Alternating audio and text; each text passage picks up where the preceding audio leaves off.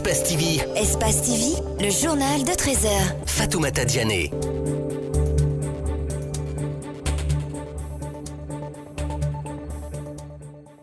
Au sommaire, les acteurs de la société civile guinéenne en tournée dans les établissements d'enseignement public et privé du pays.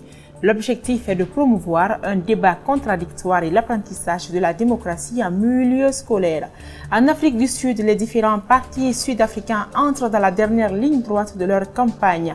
Près de 27 millions d'électeurs sont attendus aux urnes le 8 mai dans le cadre d'élections générales pour désigner le prochain président du pays. Bonsoir et bienvenue à tous.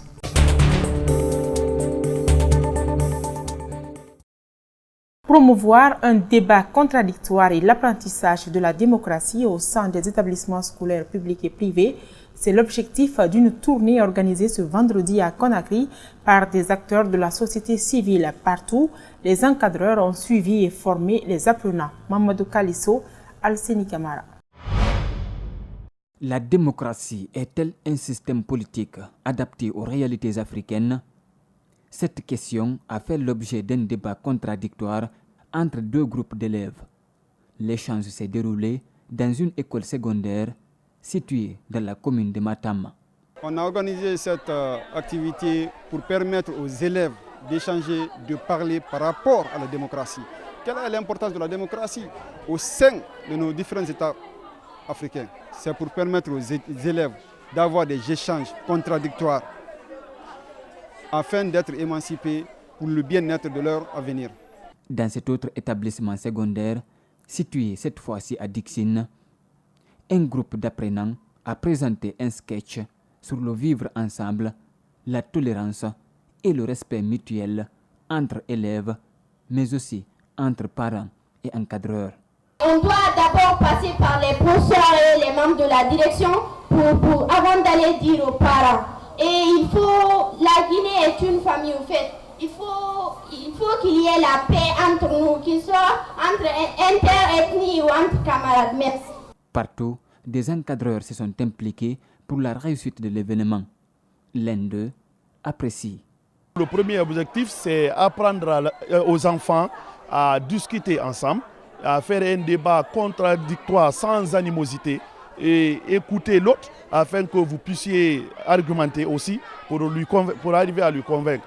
Si on initie les enfants à l'école, comment faire le débat, je crois que ce n'est qu'une chose salutaire et on ne peut que féliciter les organisateurs de ce débat contradictoire entre les enfants.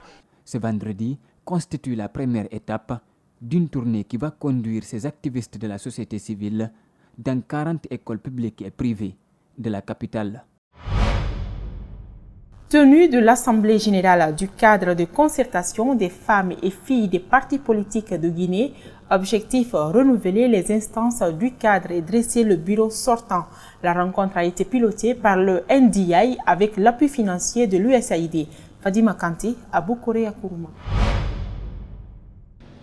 Les femmes et filles issues du cadre de concertation des partis politiques de Guinée en conclave ce vendredi à Conakry. En toile de fond, renouveler les instances du cadre et faire le point sur le bilan narratif et financier du bureau sortant. Au titre des acquis, l'organisation des campagnes de sensibilisation et de forums sur la paix et la tenue d'élections crédibles et apaisées. Le cadre de concertation des filles-femmes des partis politiques, avec le soutien de toutes les femmes de la société civile, est engagé à faire la promotion des femmes pour leur accès accru aux instances de prise de décision au niveau des partis politiques, économiques et sociaux. Le cadre joue aussi un rôle important dans la promotion du genre.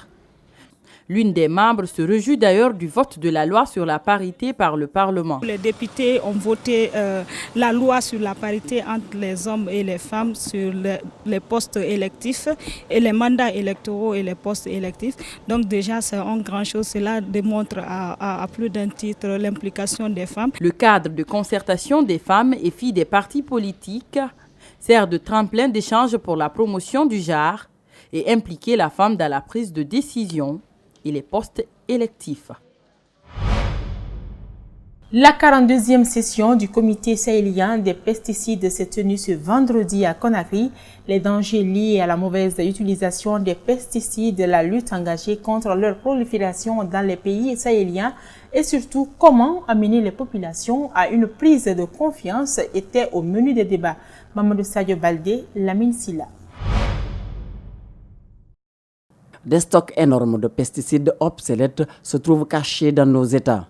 À tout moment, l'imprudence ajoutée à l'irresponsabilité des détenteurs peut conduire à la nuisance des hommes et détruire l'écosystème, s'inquiète le secrétaire général de SILS. Comparé à une bombe à retardement, dans la mesure où s'ils sont très mal faits, très mal gérés, s'ils sont très mal utilisés, ils causent d'énormes dégâts à l'environnement, à la population, à nos animaux.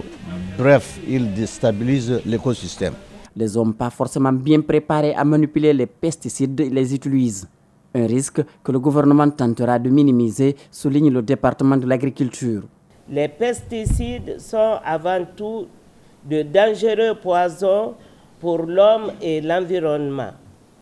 Les actes que posera le comité devront en tout premier lieu contribuer à assainir la filière des pesticides. Un pari qui n'est pas facile à gagner dans la mesure où les frontières sont poreuses et surtout la rigueur n'est pas de mise, même si la lutte se fait en fonction des zones géographiques. Il y a la zone sèche et il y a la zone humide dans laquelle donc va se trouver la Guinée.